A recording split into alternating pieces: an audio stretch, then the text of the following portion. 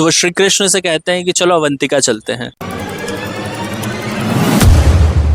नमस्कार, मेरा नाम नितेश शर्मा है और जैसा कि मैंने आपको बताया कि मैं मालवा की कहानियां सुना रहा हूं, तो उसी कड़ी में शुरू करते हैं एक नया एपिसोड जिसमें मैं आज उज्जैन की कहानी सुनाने वाला हूं। और ये जो कहानी है महाभारत के समय की है। उज्जैन को पहले अवंतिका कहा जाता था। अवंतिका के राजा का नाम था विंद अनुविंद और उनकी बहन का नाम था मित्राविंदा। तो विंद अनुविंद अपनी बहन मित्राविंदा की शादी करवाना चाहते थे दुर्योधन से, तो इसीलिए उन्होंने एक स्वयंवर रखा जिसमें देश के सभी राजाओं को इनविटेशन गया, लेकिन द्वारका इनविटेशन नहीं गया। यानी भगवान श्री कृष्ण के पास इनविटेशन ही नहीं पहुंचा स्वयंवर का। इसमें एक चीज और थी, जो मित्राविंदा थी वो भगवान कृष्ण से प्रेम करती थी और उन्हीं से विवाह भी करना चाहती थी, और ये बात पता थी विंद अनुविंद को, और इसीलिए उन्होंने द्वारका इनविटेशन भी नहीं भेजा। और जब ये बात पता चलती है बलराम जी को, तो वो नाराज हो जाते हैं और कहते हैं कि अवंतिका में स्वयंवर हो रहा है और द्वारका में इनविटेशन तक नहीं पहुंचा। तो वो श्री कृष्ण से कहते हैं कि चलो अवंतिका चलते हैं। श्री कृष्ण मान जाते हैं, लेकिन वो साथ में अपनी बहन सुभद्रा जी को भी ले लेते हैं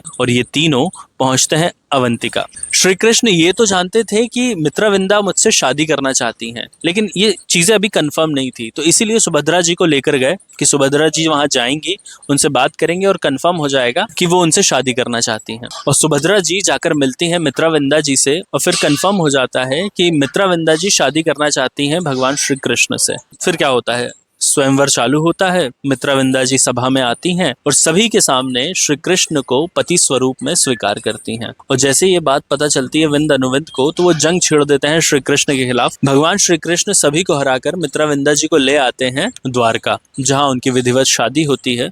और मित्राविंदा जी भगवान श्री कृष्ण की अष्टभार्या में से एक है। अष्टभार्या का मतलब भगवान श्री कृष्ण की 8 प्रमुख रानियां, उसमें से मित्राविंदा जी 6वें नंबर पर हैं। तो ये कहानी थी मालवा के दामाद की। ये कहानी यहीं तक, और आने वाले एपिसोड में मैं सुनाने वाला हूँ विंद अनुविंद की कहानी कि कैसे वो महाभारत के युद्ध में इन्वॉल्व हुए। तो मिलते हैं कल मालवा की नई कहानियों के साथ।